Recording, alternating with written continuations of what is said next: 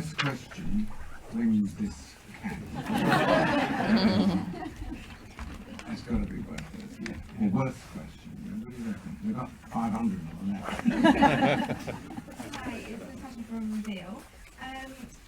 Did you make a conscious decision to up the glamour this year? Because all the girls that do the glamour are kind of like Italian brains. No, not really. I don't think that comes into it really. The process is exactly the same in selecting the candidates. I don't think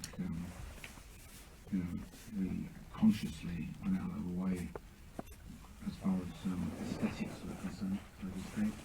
I think when people get selected themselves for the process, they tend to go off and doll themselves up a little bit.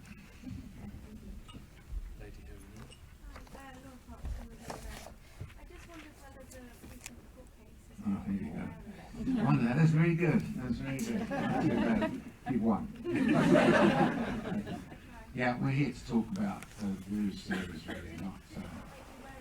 Yeah, I said we're here to talk about the new series, and that's what we're here to talk about today. Who's the next question, gentlemen? Hi, it's Peter from Zoo. All the contestants have really bombastic statements about their business plans and stuff. What would be your bombastic statement? Sorry.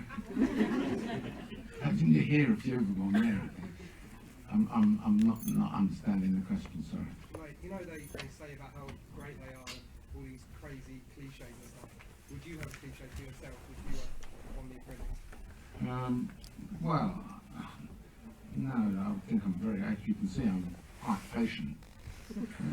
Yeah. I think what you see is what you get. Your statement is not the same as your book. Hi all three of you, it's Charlie from Heart FM. I know that there's probably a bit of competition for this, but I don't know how on earth, certainly Karen and Nick managed to keep their tempers this year with some of the incredible provocation. Do you think that this series might have some of the, I'll put it nicely, strongest characters yet? Well, they do a great job. They get very frustrated out on the road, as you can imagine, and they are my eyes and ears as far as I'm concerned. They feed me back information because I have to try to picture what goes on, sometimes on a 2 or 3 day task, and they do a tremendously good job. Sometimes it's a bit tiring, isn't it? I think losing one's temper is not actually plays any part at all. We're so busy scribbling. We've got time for nothing else. I speak for myself, I think for Karen too, because Lord Sugar doesn't see anything changing, and everything he learns, he gets from us. So we're busy. Too busy for losing tempers. Me? Yeah, hi. Question for Lord Sugar, Tim Oglethorpe, freelance. If somebody comes up with a really fantastic business plan at the very start of the process, are you either consciously or subliminally mindful then to keep them in because their plan is so good? I think it's fair to say that I have a quick glimpse of what their business plan is all about initially. Okay, and so I do start off by telling them that you've all got a chance, because basically I'm not going to run the business. Yeah. I don't go into too much detail, do a deep dive into the business plan until we kind of get to the end of the process, because it's a waste of time, as you can imagine, looking into 16 plans. So you get a high level, what's your business plan idea first of all, and I have no objection to any of those initially, because I make it quite clear. You're going to do the work, and I'm just going to be there in an advisory capacity. And I'm always interested in spreading my wings into different sectors of the market, so it doesn't bother me as to what the business is really about. So I think that the process is there to really refine the person to see if they have an ability to be a good business partner. And when we get down to the end knockings, I suppose we start. I perhaps start, and Nick and Karen start getting a little bit more involved in more of a deeper dive into what their business plan is about. So I don't want to say I don't care. Obviously, the fact that 16 of them have come in, and we do know in headline terms what their business is about. At that stage, I would say, is, you know, there's been a kind of an approval of the type of businesses that are around.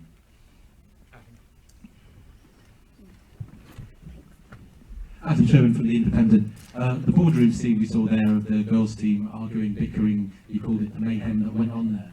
Do you think that's a kind of fair portrayal of what happens when you get a lot of strong-minded women together in the workplace? Well, leave Karen to do it. I don't think anyone really understands how intense it is in that boardroom. And when they say they're fighting for their lives, they literally are. Each of them has an idea, each of them has a viable business plan, and each one of them wants to, you know, get £250,000 investment, and more importantly, go into business with Alan. So it's intense in there.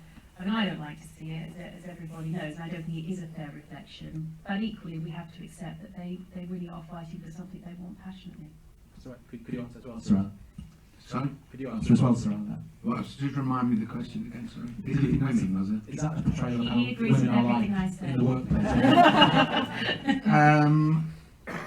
I don't think it is, you know, I mean, you have a situation there where people are fighting for the investment, and I suppose, you know, you've seen the women arguing there today.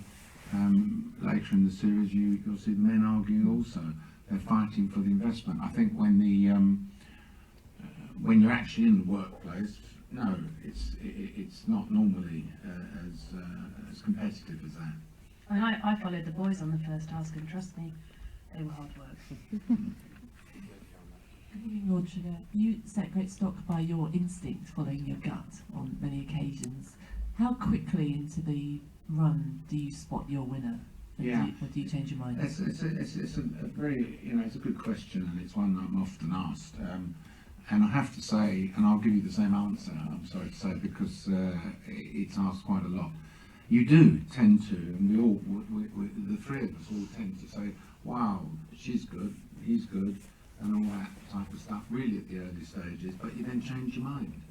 As time goes on, somebody who turns out to look like is brilliant, or she may look like she's brilliant, you know, really messes up, and someone comes up from the rank somewhere else. So you really don't know until you're getting down to the end knocking. So it's a very good process in the sense that you're given, you know, this 12-week period to decide upon the person, because it's you know, you can understand what they can do, you know, and first impressions, I would say, normally I would say first impressions are important, but on this particular process, we have been fooled a few times. I think also as well you get 16 entrepreneurs come in, and they're all used to working on their own, and suddenly they have to work with people who are just as strong as them, and for the first sort of 3 episodes they all jostling for rank, and then suddenly the ones that start listening to the feedback they get in the boardroom and listening to the advice and learning from what's going on. they start to calm down, don't they? And you see this. And you see them learning as they go along. It has caused some anxiety in the past when we worry that whoever it was that dealt with the auditions has got it so wrong because there's such a preeminent candidate. And then guess what? Week 3, he or she implodes, and somebody, as you say, has learned. And in fact, in the first one, Tim Campbell, nobody noticed him until week 10. He just crept up on the rails. Tom Hatch from Freelance. You say it's intense in the boardroom and how difficult it can be for them. How do you three all think you would get on if you did it? And can I suggest it? It's quite really special. No contest. Well, I did do it. No contest. I ran the She girls' did team, it. I've done it, and I won. No contest. In fact, for the 10th series, we do a 10th series, I'm going to put a mask on and go the other side. Just for a little while. Hello there, John Plunkett from The Guardian. Lord Sugar, the junior apprentice is no more. How long do you think the apprentice can continue for? You said if we do a 10th series. I mean, the BBC, of course, are the ones which make the decision on this, and like any product, and a television programme is a product, and they will make a decision on how long it goes, simply by the reaction to in the marketplace. As you know how they judge television programs by viewing audiences and all that type of stuff. I think the Apprentice has got longevity in it, and I think that as long as we can continue to make it interesting, different interesting characters and all that stuff, and that's the thing about the programme, is that every year you get a different bunch of people and a different bunch of scenarios. So it's I know that it's difficult with tasks. Tasks are, they're either selling or they're either buying or negotiating or manufacturing something. Of course, that's never going to change because that's business. We try to make it a little bit more interesting, but at the end of the day, it's all down to the characters and the candidates. And if it's interesting television, I'm sure the BBC will continue to commission it. Interestingly enough, the Young Apprentice has been nominated for the second time at BAFTA, and the BBC commissioners have decided not to recommission it again. So obviously some logical thinking there somewhere. They're going to explain it to me if we pick up the dong next week. I don't know. Hi, Jennifer Littman from Jewish Grenfell. So Jan's had an educational aim to her business plan. Do you think wealthy businessmen do enough to give back to the community and for charity? And would you consider doing some kind of programme where there would be a philanthropic aim to it? Sorry, I don't know if your microphone's a bit funny there. Just the gist of the question. Do you think businessmen give enough back to the community and do enough for charity? And would you consider a philanthropic aim to another programme? Well, I mean, we have done apprentice programs, have we not, which are for charity, children in comic relief and sports relief and all that type of stuff. I think there's a different type of charity that the Apprentice offers, and it's kind of, the fact is that like it or like it not, is that this program has served a tremendous service to young people to open their eyes to enterprise, to open their eyes to business in a fantastic manner. And what I get out of this is the youngsters, is the young people who are inspired by this program, and I think that's the great service that it does perform. Yeah.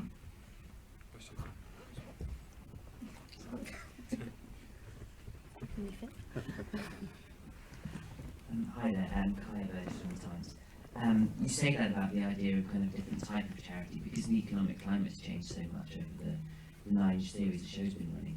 Have you noticed the difference in how the show operates, the sort of candidates, the sort of tasks, operating in a much harsher climate, and that perhaps in past times it is being charitable, because like you said in the show, well, getting funding is I think the show provides a service, and we do and have adapted in the last 3 years to the economic climate. And I don't know if you noticed and picked up on one of the things that I said at the very head of the programme there, is that banks are not there to help people these days. Well, sorry, let me rephrase that. The banks are there to help people these days if they have some kind of collateral, if they have some kind of track record, and that's how it is, that's life.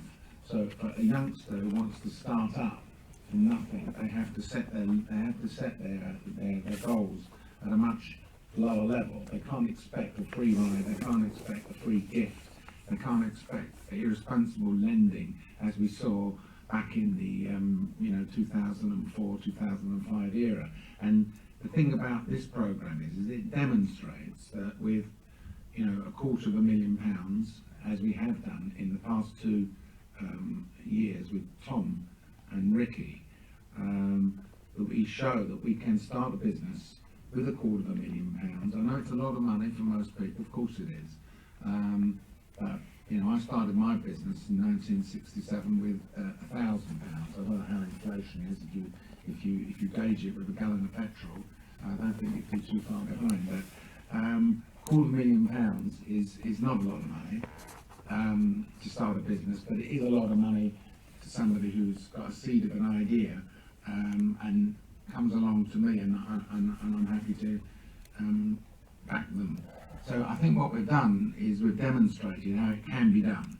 And I mean, Tom, for example, been going for about a year and a half now. He's got a profitable business. He's turned in profits in the first year and the second year. And Ricky, who's just coming up to the end of his financial year, is going to turn a profit also. And I just hope that what we're going to do is look back, and the BBC will look back one day and say, look, there you are, there's a demonstration of how it can be done. And that's what we tried to demonstrate in this programme. Now, I know the editors, bless them, they like to have me screaming and shouting most of the time at people, and occasionally they do allow me a little line which talks about, you know, this is business and the real world of business, and that's what we're hoping to put over in the programme. There's so many of the tasks also. Oh, absolutely, they're designed. Star. Yeah. You remember the scrap metal one? Yeah. Give a van and 200 quid. Exactly right. Exactly right. It can get. That's a very good point. The tasks are shown that you can start something from nothing if you want to. Nicola Muffin from The Mirror. I'm just wondering if you think that you'd get the same candidates without the cameras. Are you confident that you're getting the best that this country has to offer? Well, I think the thing is, we get thousands of people applying, as you can imagine, and we've been doing this for, well, that's 9 years. And the good thing about this, I mean, you know, Kate and Francesca, who ran this series, have been around with the series, well, virtually from when it started. And so we know who to look for. They know who to look for. They know that there's a balance of credibility as well as entertainment, okay? And it is important, of course. I'm very happy with the way that the candidates are selected. You know, I don't think that we could do a better job could be done. You don't feel they go too far down the entertainment route? No, I think that there has to be a level of credibility amongst the people. I mean, you wouldn't ask that question if you actually turned up at some of the auditions. If you did see some of the people with the Mohican hair painted gold and pink, with bones through their nose and all that stuff, you would realise that no, we do actually select incredible people. Hi, I'm Kate Gibson from the Sunday People newspaper. Have you ever regretted firing somebody? If so, who? And would you ever consider going into business with them anyway, even if they didn't win? Well, I mean, you know, I'm not perfect, and you know, sometimes, I mean, as much as we get the good feedback from Aaron and Nick here, obviously there are occasions where, you know, I may have got it wrong, you know, and Sally Dixon there, she's the expert on that, because she asked the public on the Your Fire programme afterwards what a bleeding idiot all sugar was. Let them go. And I put up those cards. I think there was 1 year where I lost about 9-0. Yeah. So we're not doing the cards this year. No, of course, you know, some people slip through the net. I don't know. But here's the point. I want to kind of turn it around on you. Is that the winners, you know, have done very well, and I haven't yet seen, out of 160 people that have come through my boardroom, I'll qualify that, 36 of them were from the juniors. I haven't yet seen anybody that has become a new Branson or Zuckerberg that I've let go. And I'm sure that you in the media would have, you know, taken great delight in pointing out what an idiot Sugar was and letting this person go, if you understand my meaning. Yeah? But you never know, it can happen. Sorry, just the second part of my question. Would you ever go into business with somebody that didn't win? Yeah, I would, yeah. But it's not something that the BBC would like me to actually talk about. So I think what I have to do is wait a couple of years or so until the programme's over. If I ever feel afterwards, I mean, I keep in contact with a lot of the apprentices. Out of the 130 odd seniors, I would say, I'm in contact with most of them throughout the course of the past 9 years. We keep a very good relationship, and there are occasions where they come to me and ask me for a bit of advice here and there. And there is occasion, as there was in one case, of me saying, well, I'll tell you what, I'll back you in the business. Thanks. Toby L, MSN. Hi. Lord Sugar, before that episode, when was the last time someone called you man? and Nick, have you ever referred to him as such a word? I've been called something else from the terraces of Tottenham. And Nick or Karen, do you ever refer to him as such at work, or any other pet nicknames, perhaps? Now and again. Not from public disclosure. Hello, Nuts Magazine. A question for all three. Would it be more fun in the boardroom if you all got to sit on those swivelly chairs from the voice? And you could swivel away when they're boring you. And you're always late, Lord Allen. You could just swivel round. Right, okay. Well, I think you need to talk to Mark Burnett about that and see if you can come up with a new format. Listening to someone's business plan without looking at them. Yeah. Would that work? Not really. No, you're not going to win this. Question here. Emma from TV Times magazine. Nick, I was just wondering if there's any truth in the rumours about Countdown being axed. In what? Countdown possibly being axed, or is there any truth in that rumour? Well, I've got a contract right through 2014. So to be honest with you, I'd be sad, but I'd be in the money. It's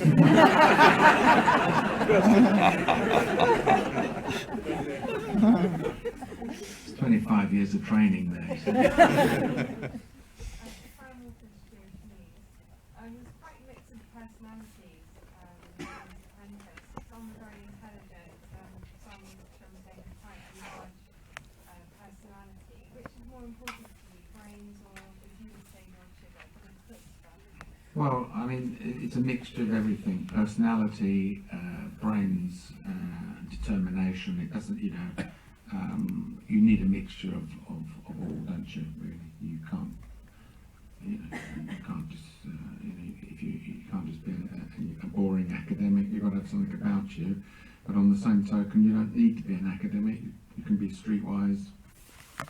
It's a mixture of various things. Okay, we've got time for two more. One from there. Hi, Helen from Helen from Woman. This is open to all of you. You've got a pretty confident bunch of people every year. Have any of them tried chatting you up, and how would you react if they did? Me? Open to all of you. No, they've got no. They would need a pair of glasses to do that. I don't know, Nick maybe. I'm sure Nick. Nick, they must deal with him when they're on the case, We're very disciplined. I do remember in the junior one of the kids came up to me and said, "Do you know anyone famous?" I said, "Not really." He said, "Have you met Lady Gaga?" Who's Lady Gaga? So, no, praise God. Final question. Hello, it's Rebecca from Love It magazine. I wondered, do you quite enjoy watching yourself back on the big screen, or is it ever a bit cringe for you? That's what with you. Well, I don't know to speak for the others, really. Obviously, I think, to be fair and honest, this is not the first time I've seen the episode, and I'm considered, as part of the team of the production of the program, and so you can get. I would say by about the 11th episode, I do get a bit sick and tired of seeing myself on the screen. I really am sick and tired of it, quite frankly. But that's because I've seen them 20 times each, most probably, to try and, perfect them. But no, I don't think. I don't know. How do you feel about it? I don't like it at all. I wonder what my father's doing there. Clearly filmed shortly before he died. Blind chicks. So I don't like it. No? I think there's something weird about seeing your big face. when you're in your 40s on HD. I'm very sorry to say that. Have you upped the beauty regime, Lord Sugar? Been sticking on the creme de la mer with every series? Sticking on what?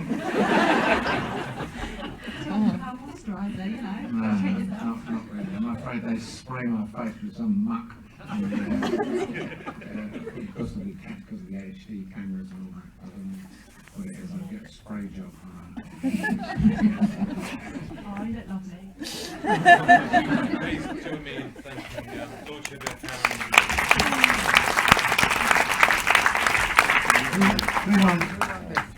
You get to choose. So what's the best question? The lady over there. Which question was that like? I'm just spraying my face. Oh, that lady over there, go on, the one next to the camera. You have to